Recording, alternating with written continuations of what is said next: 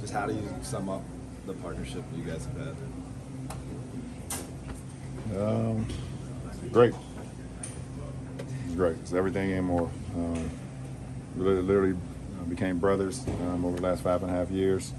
What we was able to accomplish on the floor, obviously that goes without saying, but more importantly, what we was able to accomplish off the floor, just us growing together, knowing each other's families, seeing each other grow, seeing each other's kids grow. It's pretty unique. Obviously, I was at his wedding when he got married. It was special for sure. What do you kind of view your role, the best way you can help Luka get assimilated with the Lakers? Whatever he needs. LeBron, through the last few days, we've heard everyone from Steph Curry to Anthony Edwards and on and on and on just express so much shock that a 25-year-old generational talent who's been a 5-time consecutive All-NBA player, led his team to the finals last year, could get traded like this. How are you on that scale of shock? Something I haven't seen before, obviously, but it was shocking when I heard the news. But at the end of the day, I understand the business of basketball. But I didn't make the decision, so. But it was just, shocking in the sense of who was involved, obviously. With Luka and AD. I don't know. I don't have much more to say for it. Ron, you've been in the league for 22 seasons and obviously seen a lot go down. AD obviously was not only a teammate, but you won a championship with him and a very close friend off the court as well. Can you reveal just sort of what went down during that FaceTime between the two of you in that moment? Or what the processing was? I mean, that's not AD. I don't want to, AD called me in confidentiality. And if AD wants to, talk about that moment, but it was definitely a. You want me to do that? I'm impressed with your. I have not always had money. Ron, obviously a great win for you guys tonight, but if we could kind of start with Saturday night and just when the news came down, your reaction and just how you've been able to kind of manage your emotions over the last 7 days. Saturday night. Well, my emotions all over the place. Obviously, we had just come off a big win, huge win in the Garden. I was out. You got seen the report. I was out with my family at dinner and got the news. And the first time I heard it, I thought it was for sure fake. I thought it was a hoax. People messing around, whatever. But then when AD called me, AD FaceTimed me, and I talked to him for quite a while. And even when I got off the phone with him, it still didn't seem real, and it still pretty much didn't seem real until saw Luka today, and then I saw a clip of AD at the Dallas shoot-around. That's when it finally hit me like, oh shit, this is real. I think the one thing we've always said about you is I feel like you've seen and heard it all. Yeah, I ain't never seen this one. I have. I've seen it all up until this one. I've never been a part of one transaction like that. That was different. Obviously, as a leader and with such expectations even for yourself in this franchise, how were you able to then just kind of regroup for yourself and for this team tonight? Because there's a job at hand still at the end of the day. I got to make sure that these guys are ready to go versus a damn good Clippers team, super well coached, great players. And we wanted to end this road trip off the right way.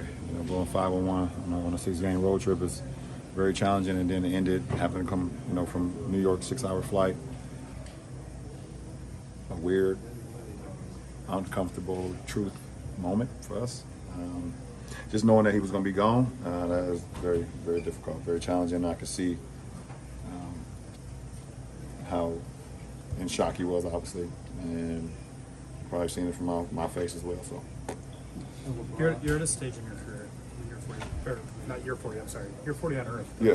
You're 22 in this league, where you know that there's going to have to be a next at some point for a place that you play. To have this opportunity to bridge with Luka and whatever's next, how energizing is that? I'm sure there's a lot of complicated feelings right now with all of this, but are you energized by it? yeah, it's kind of hard right now to kind of digest it, what it's going to look like on the floor. Obviously, two selfless competitors. Love seeing the success of our teammates. Luka's been my favorite player in the NBA for a while now. I think you guys know that. And I've always just tried to play the game the right way and inspire, the next generation.